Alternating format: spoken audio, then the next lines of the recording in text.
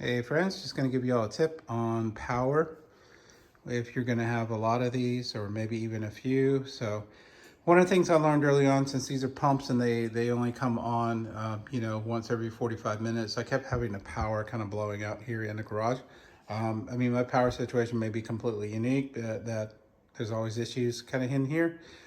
But one of the things I used to get around this was to take the pumps completely off grid. And the way I was able to do this, so I have 6 pumps, actually 7, because the line, I have another one on the other side of the garage that does the banana plant. And I'll actually add another bucket because a lot of these beans are about ready to go.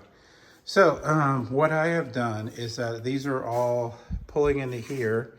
And even though these don't really pull off a lot of power, I think the big jolt to the system, I'm not an electrician, so if you're an electrician, you probably know better than me why this is happening, but I just kind of jerry-rig some things up to fix it.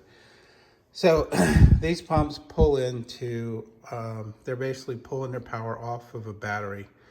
So that way they're not hitting my grid, they're hitting the battery.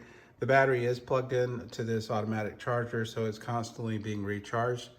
And during the summertime, things get a little crazy because it's over 100 degrees in here Fahrenheit.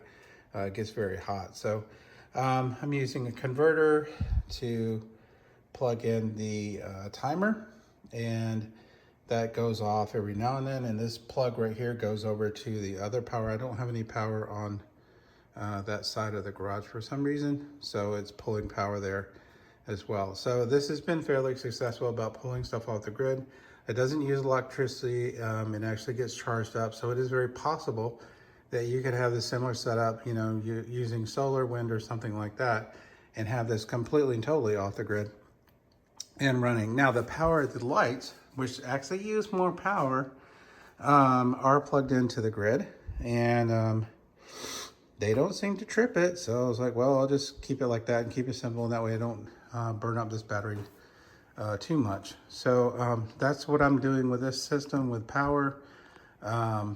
You kind of find your way on how you're going to do it, but just keep that in mind that sometimes if you add a lot of these buckets and each one has a pump, that it might blow the power circuits in your home or property if it's pulling too much power at one time. So anyway, y'all take care, happy gardening, and thanks for watching.